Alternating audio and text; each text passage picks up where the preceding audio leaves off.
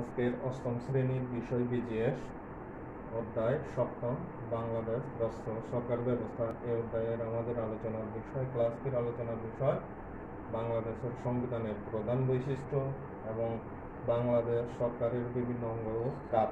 এই বিষয়ের উপর নিয়ে আমাদের আজকের এই ক্লাসে আলোচনা করা হবে। তাহলে দেখা যাক বাংলাদেশের সংবিধানের প্রধান বৈশিষ্ট্যগুলো কি কি। বাংলাদেশের সংবিধান হচ্ছে একটি মূলত সংবিধান হচ্ছে একটি রাষ্ট্র পরিচালনার মূলনীতি এবং একটি ভবন বা ইমারত যেমন এর নকশা থেকে তৈরি করা হয়, তেমনি সংবিধান অনুযায়ী কিন্তু রাষ্ট্রের শাসন ব্যবস্থাও পরিচালিত হয়ে থাকে। সরকার কি ধরনের হবে, নাগরিক হিসেবে আমরা কি অধিকার ভোগ করব, সরকার সরকারের বিভিন্ন বিভাগ কি ক্ষমতা ভোগ করবে, তার সবকিছুই কিন্তু এই সংবিধানের মধ্যে লিপিবদ্ধ থাকে। বাংলাদেশের সংবিধান রচনার সামান্য একটু ইতিহাসটা আমরা একটু জানব। মূলত বঙ্গবন্ধু শেখ মুজিবুর রহমান বাংলাদেশের সংবিধান ঘোষণা করেন 1971 সালের 26শে মার্চ। দীর্ঘ 9 মাস সশস্ত্র মুক্তিযুদ্ধের মধ্য দিয়ে 16ই ডিসেম্বর আমাদের বিজয় অর্জিত হয় এবং 1972 সালের 10ই এপ্রিল গণপরিষদের প্রথম অধিবেশন বসে এবং ডক্টর কামাল হোসেনকে সভাপতি করে একটি সংবিধান প্রণয়ন কমিটি গঠন করা হয়। কমিটি 6 মাসের মধ্যে খসড়া সংবিধান প্রণয়ন করে এবং 1972 সালের 30শে অক্টোবর গণপরিষদে এটি আলোচিত হয়। এই সংবিধানটি খসড়া সংবিধানটি নিয়ে আলোচনা করা হয়। অবশেষে একই বছরের 4 নভেম্বর গণপরিষদে এটি চূড়ান্ত অনুমোদন পায়। এই সংবিধানটি চূড়ান্ত অনুমোদন পায়। জাতির জনক বঙ্গবন্ধু শেখ মুজিবুর রহমানের মতে এই সংবিধান লিখিত হয়েছে লাখো শহীদের রক্তের অক্ষরে, তাই এটি আমাদের সবার কাছে একটি পবিত্র দলিল হিসাবে গণ্য। সংবিধান কোনো অপরিবর্তনশীল বিষয় নয়, সময়ের প্রয়োজনে এটি পরিবর্তিত এবং সংশোধিত হতে পারে। এ যাবৎ 17 বার সংশোধিত হয়েছে। সংবিধানের সর্বশেষ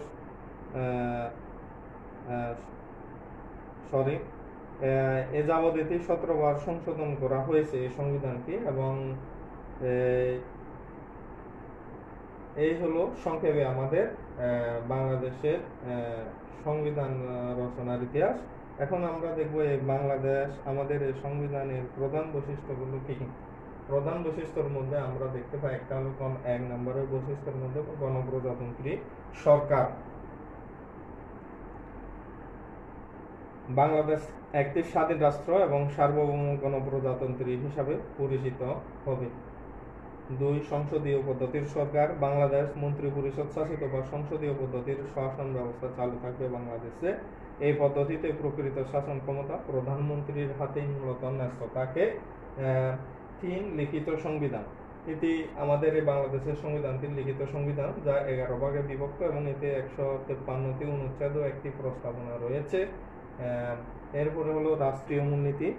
সংবিধানে রাষ্ট্র পরিচালনার 4টি মূলনীতি নির্ধারণ করা হয়েছে। এগুলো হলো জাতীয়তাবাদ, সমাজতন্ত্র, গণতন্ত্র, ধর্ম নিরপেক্ষতা, যেগুলো আমরা আগের ক্লাসে আলোচনা করেছি। এরপরে 5 নম্বরের মধ্যে হলো রাষ্ট্রধর্ম।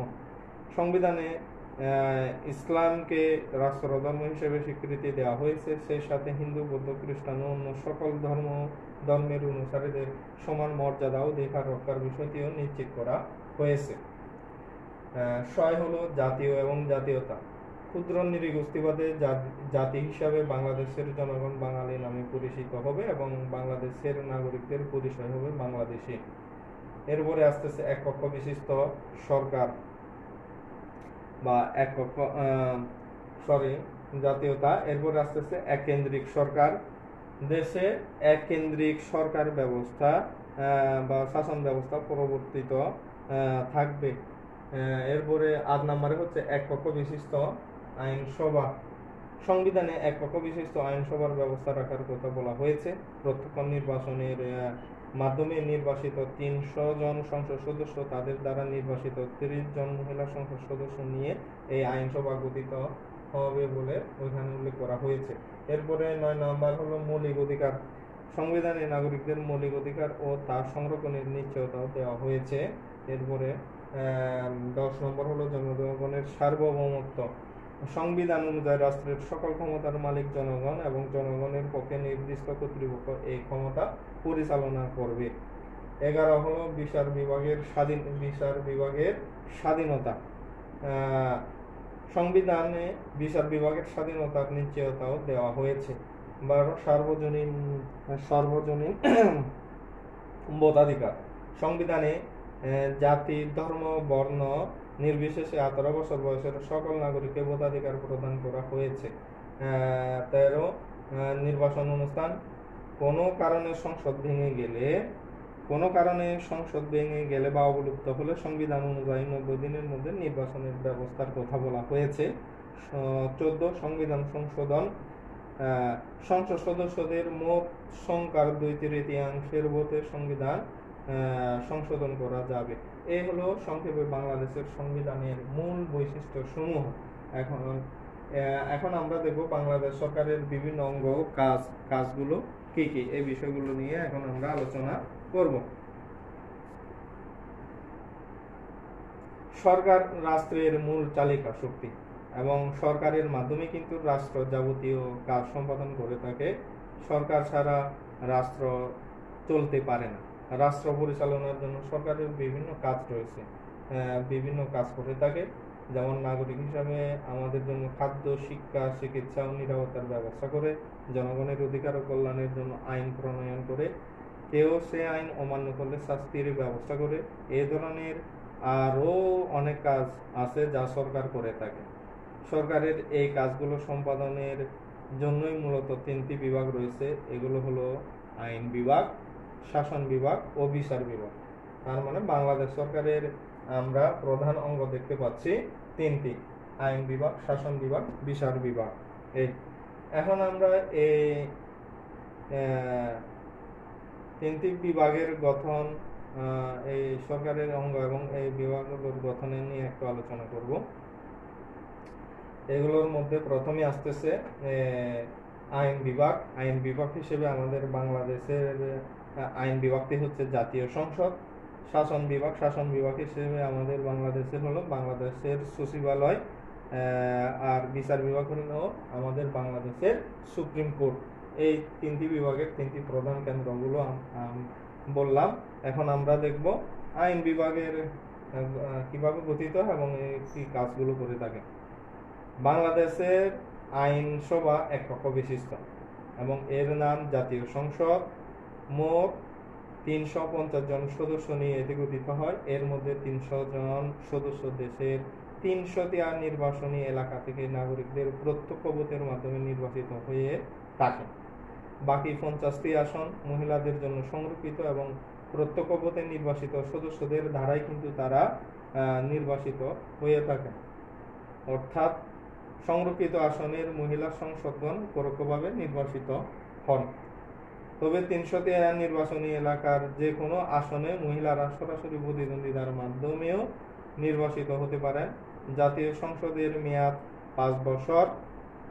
একজন স্পিকার ও একজন ডেপুটি স্পিকার জাতীয় সংসদের সংবিধান সংক্রান্ত সকল কার্যক্রম পরিচালনা করে থাকেন। ডেপুটি স্পিকার তাকে এই কাজে স্পিকারকে সহায়তা করে থাকেন। এছাড়া স্পিকারের অনুপস্থিতিতে তিনি সংসদ অধিবেশনে সভাপতিত্ব করেন। 2 জন সংসদ সদস্যের মধ্য থেকে ভোটে নির্বাচিত হন এই স্পিকার এবং ডেপুটি স্পিকার। আইনসভা বা জাতীয় সংসদ রাষ্ট্রের আইন তৈরি ও পরিবর্তন করে থাকে, দেশের জনমতকে প্রকাশ করে, সরকারের আয় ব্যয় নিয়ন্ত্রণ করে, সংবিধান প্রণয়ন ও সংশোধন করে। রাষ্ট্রপতির বিরুদ্ধে কোনো অভিযোগ উপস্থিত হলে আইন বিভাগ তা বিচার বিবেচনা করে থাকে।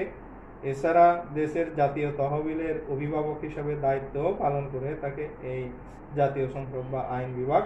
জাতীয় বাজেট অনুমোদন ও কর ধার্য করে থাকে এই আইন বিভাগ। এই হলো আইন বিভাগের গঠন এবং কাজগুলো।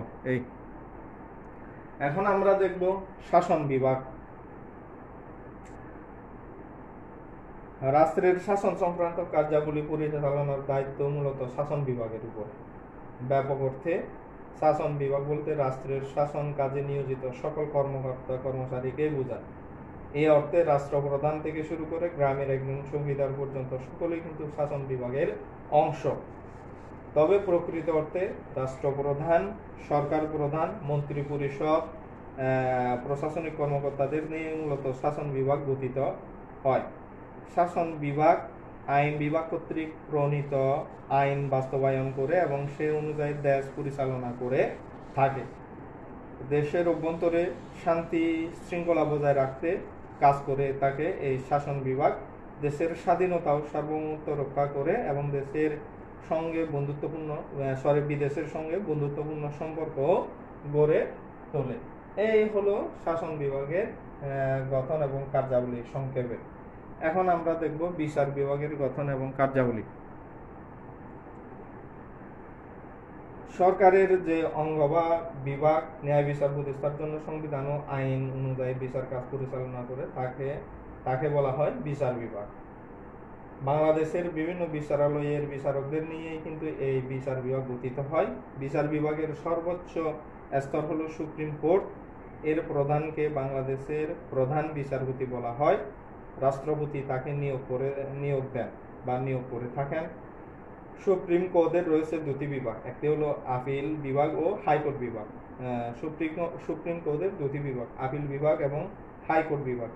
এই দুই বিভাগে বিচারপতিগণও কিন্তু রাষ্ট্রপতি কর্তৃক নিযুক্ত হন এবং দেশের প্রচলিত আইন অনুযায়ী বিচার কাজ পরিচালনা করে থাকেন এই বিচারকেরা।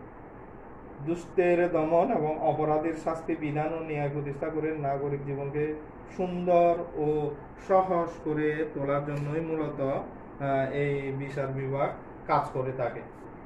বিভিন্ন দেওয়ানি ও ফৌজদারি মামলা মোকদ্দমার মীমাংসামূলক রায় দিয়ে থাকে এই বিচার বিভাগ। সংবিধানের বিভিন্ন ধারা বা আইনের ব্যাখ্যাও এই বিচার বিভাগ দিয়ে থাকে। এরপরে দেশের সংবিধান ও নাগরিক অধিকার রক্ষা করে এবং বিভিন্ন ধরনের তদন্তমূলক কাজগুলো করে থাকে এই বিচার বিভাগ।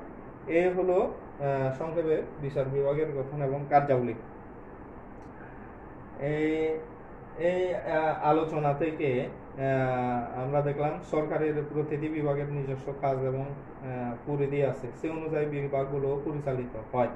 সকল বিভাগের সম্মিলিত রূপ হলো এই সরকার এবং সকল বিভাগের কাজ সরাসরি সরকারি কাজের অন্তর্ভুক্ত হিসেবে বিবেচিত হয় বা পরিচালিত হয়। এই হলো আজকের আমাদের ক্লাসটি আলোচনা।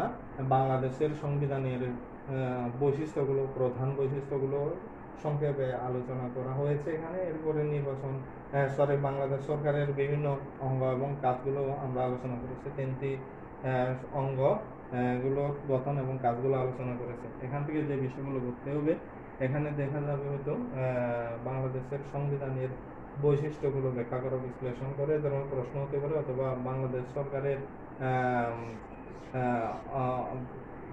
সরকারের আইন বিভাগের কাজ ব্যাখ্যা করা, গঠন এবং কাজ ব্যাখ্যা করা, বা বিচার বিভাগের গঠন কাজ ব্যাখ্যা করা, বা শাসন বিভাগের গঠন কাজ ব্যাখ্যা করা, এই ধরনের করে প্রশ্নগুলো হতে পারে। কাজে এই ধরনের করে মাথায় রেখে তোমরা ক্লাসটি দেখে বাসায় এই জিনিসটা মাথায় রেখে বাসায় ভালো করে পড়বে। তাহলে এই পর্যন্ত।